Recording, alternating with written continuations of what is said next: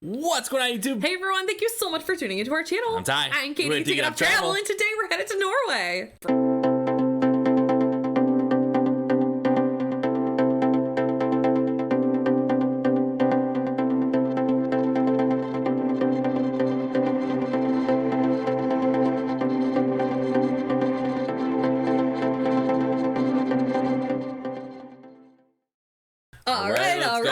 Let's go. Yes, we're gonna learn about the Norwegian culture today. Yes. This is Geography Now, Norway. Of course. So I'm really excited for this. A lot of people have been suggesting this. I was just gonna say that in the comments. Yeah, we just reacted to Finland. We just reacted to Sweden. Yeah. So now it's time for Norway. Let's do it. All right. And if it's your first time discovering our channel, please give us a quick subscribe, hit the notification bell. We come out with videos every single day. Yes, thank you. We really appreciate that. Greatly appreciate it.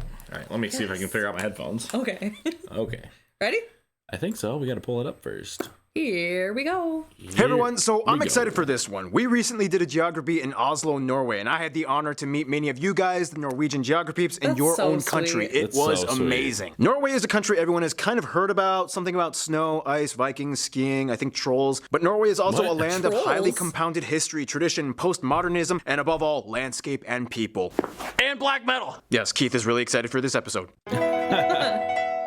It's time to learn geography now! Hey everyone, I'm your host Barbs. We've done Denmark, Finland, Iceland, and now the fourth Nordic sister, Norway. Now in the Nordic countries, Norway would kind of be like the one that everyone either tries to call their best friend or date. She smiles at the ground, pulls her hair behind her ear, and looks up with those sky blue doe eyes that sparkle and says, "Welcome to Norway!" Oh gosh.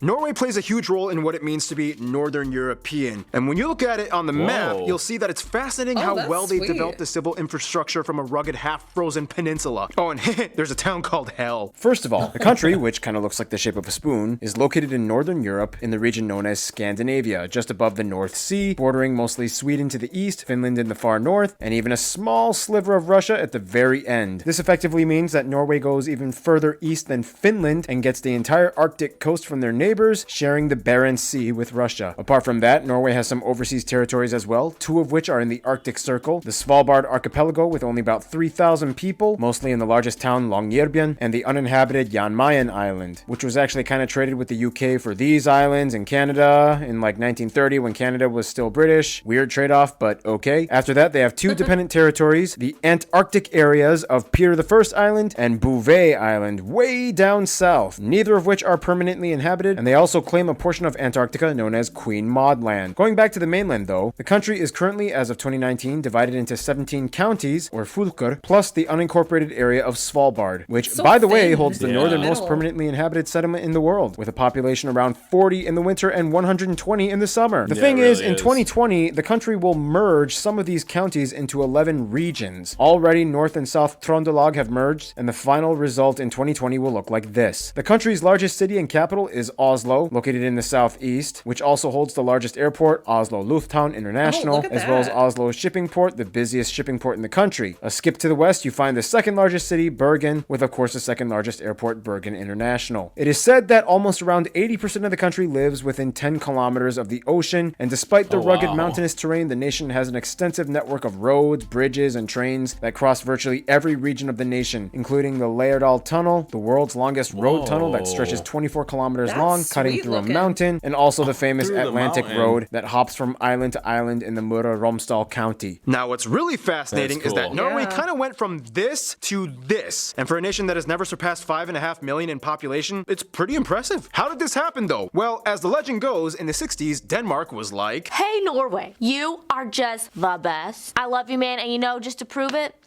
I'm gonna give you all this ocean water stuff." Wow, really? Yeah, just take it. Thanks. Oh no. Couple years later. Ooh, something happens. Couple years later, there's an ad. Yeah. All right, here we go. Whoa, there's like a ton of oil here. Thanks, Denmark. Actually, it was the Geneva Convention like 10 years prior to that, but that story's kind of boring. Now, as you can clearly tell, Norway has lots of access to the ocean. Due to all the serrated inlets and fjords, plus islands, they have the 7th largest coastline in the world. This also means that roads and bridges can only take you so far, and in order to get around in Norway's west coast, you'll see a lot, and I mean a lot of ferries and ships. And what's cool is that, like some of their neighbors, Norway has a free roaming law, in which you can pretty much camp out anywhere in nature as long as it is not on on private property. We all know some towns in Norway are situated in the most picturesque locations. cool. That Some looks like sweet. this town have no direct sunlight for 6 months because of the mountains, so they built giant mirrors to illuminate them. Fun fact, Longyearbyen is known for being both the brightest and darkest place on Earth. Because of its location on the Arctic Circle, it gets 110 continuous days of no sunshine and 95 days of no night. Also, they have an emergency seed bank with over 1 million specimens built into the side of a mountain in case of the apocalypse and all plant life dies out on Earth. Also, Really? technically, it's illegal to die in Svalbard. Because of the permafrost, bodies do not decompose, so you must either ship out your body or cremate it. Not sure how to segue out of that, but let's talk about cool places. Now, I asked some of you guys in Norwegian geographies what some of the top places to visit in Norway are, and here are some of the suggestions you gave. Nordkapp, the Viking Ship Museum, Nidaros that was Cathedral, cool. the Dock of Bergen, the King's Castle, Alta's Igloo Hotel, Frogner Park, and Vigeland Sculpture Park. Try to find the one with the dude fighting the babies. This fortress, this Iron Age farm, the world's largest moose sculpture, cool. this whaling museum, the Roald Amundsen and Edward Munch monuments and grave, the Kontiki Museum, the Polaria Aquarium, the Ager Viking-style brewery, the Three Swords That was a Monument, brewery? so Sweet. many traditional stave Oh, look at churches, that. but this one is probably the most famous one. I mean, there's like 1 billion rocks named after body parts of trolls. There's that weird boulder jammed between 2 cliffs, a mountain with a hole in it so it looks like it got shot by a gun, so many ice caves, the world's strongest whirlpool, so many fjords Oh my like gosh. I Geiranger wanna Fjord, visit. North Fjord, Yeah, Hardanger seriously. Fjord, Troll Fjord, beautiful. Harrison Fjord. They were even supposed to give Finland the peak of Mount Halti for their 100th birthday, but then it was kind of like, Happy 100th birthday, Finland! Thanks, Norway. So I heard that you're thinking of finally giving me the peak to my tallest mountain,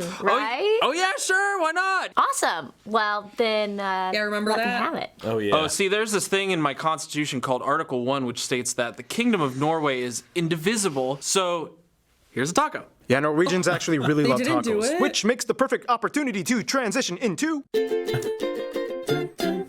Now, if you know anything about Norway's land, you'll know this one word. Fjords. Fjords, fjords. The word is even Norwegian. And it's interesting how it became that way. Basically, like many other areas in the north, the country is a post-glacial peninsula with over 50,000 islands that at one point was completely covered in ice. Over time, the ice melted, eroding the rock beneath, creating the incredibly indented coastline of steep, jagged cliffs and fjords. Of the coast, the largest and deepest fjord is Sognefjord, and it is the 3rd largest in the world, extending over 200 kilometers inland. This means that much of the country is divided into regions of choppy fjord stuff to the west and the connected hilly and I've never valley heard of stuff a to the fjord south and in Yeah, south. me either. Everything pretty much falls either within the alpine boreal climate or further up north, Arctic. Keep in mind that due to Svalbard and Jan Mayen, the Norwegian economic zone extends to the majority of the Norwegian Oh, wow, Sea look and at much that. of the Barents, as well as the North Sea to the south. This is called the NCS, or Norwegian Continental Shelf. Here, the largest deposit of underwater oil is found that supplies Norway with much of its wealth. A skip to the east, you find the largest lake, Lake Mjøsa, which is just parallel to the longest river in the country, the Glomma, which drains all the way into the North Sea in the south and has a drainage basin that covers about 13% of the country's land. A little skip to the west, in the center, you find the longest and most dominant mountain chain, the Scandinavian mountains, where you can find the tallest peak, Galdhøpiggen, which is also the tallest in all of the Nordics. If we are discussing the overseas territories, then Svalbard is pretty much an Arctic archipelago of glaciers, this one being the largest in all of Europe, and the rest are mostly just cold valleys. Jan Mayen Island is the only place with an active volcano in Norway. The Berenberg Peak last erupted in 1980. Otherwise, if we Whoa. skip all the way That was like a south to the snow Antarctic, volcano. Yeah. Bouvet and Peter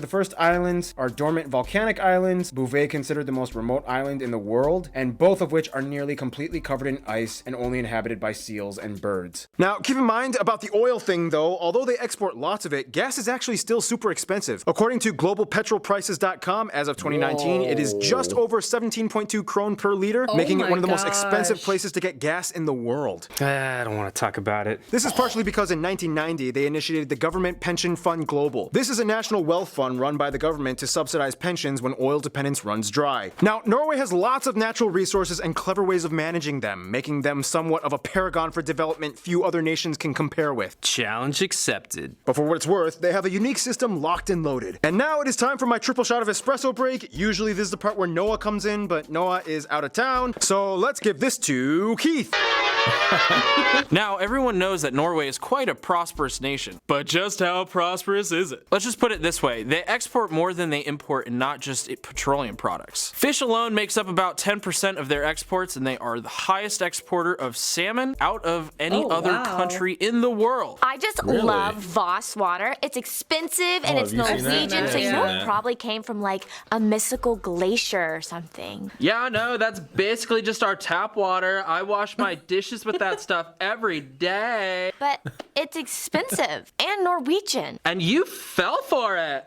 Ha! Y'all just got tricked. Otherwise, the majority of the energy in Norway comes from hydroelectric power. Norway became one of the first countries to adopt a carbon tax back in 1991. Although cutting down trees is still done on a smaller scale, they were the first country to ban deforestation. They have Europe's largest herd of reindeer. They have lots of birds like puffins, whales, and orcas love swimming off the coast. In the Arctic, you can find polar bears and walruses. And now, food. Norwegian food is known for being either really nice, warm, and cozy, or straight up disgusting. They love their fish. You have some interesting fish dishes like lutefisk and rockfisk. Some other dishes include things like various types of porridge, pickled herring, kumla, reindeer made in various ways, meatballs in brown sauce, krumkake, brown cheese, these Christmas dishes, and the national dish folkal. However, if you ask a Norwegian, they might tell you the new national dish of Norway is tacos. They might have some questionable ingredients on the table for you to add, like mayonnaise or cucumbers. And I mean, come on, Mexico, even you break your own rules all the time and mix things up in your own country. So let the Norwegians have their fun. And speaking of Norwegians, have fun. Oh, and speaking of Norwegians having fun. Oh, and speaking of Norwegians having fun. I love that they left that in. Yeah. That was cool. An ad. I like it so far. Yeah. Ooh, some of that food though, I don't know. Yeah, but some of it looked pretty good. Yeah. Thank you, Keith.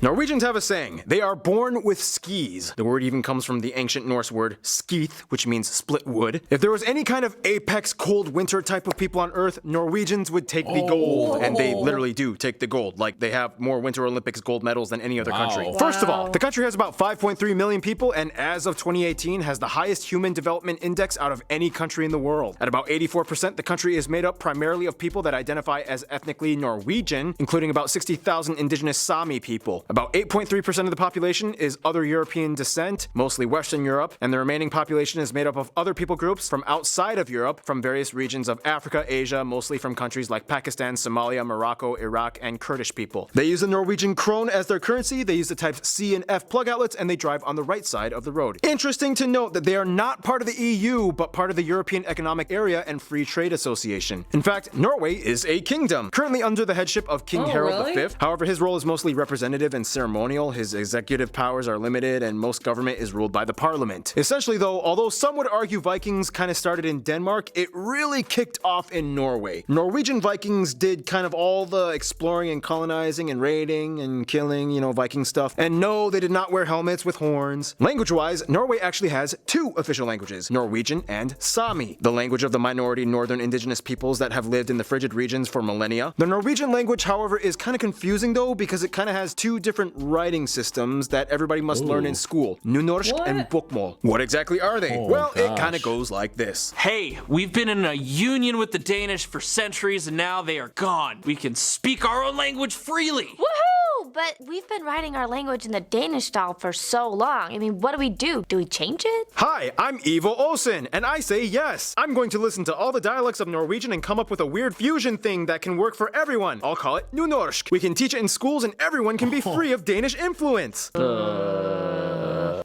today, the Danish-style bokmål is still used by about 85% of the population. Weird side note, the word ha can mean almost anything in Norway. For example, ha. Ha? Ha! What? Ha! Speaking of which, like many of their other neighbors, Norwegians have 13 years of school, graduating at age 19. And when Norwegians are just about ready to take their final exams, they go on a 3-week party called Russ. And just look it up. Norway has lots of different dialects. Here are some of you guys, the Norwegian geography peeps, explaining. På standard norsk ville jeg sagt hvordan, men I Ålesundsområdet ville jeg sagt hvordan.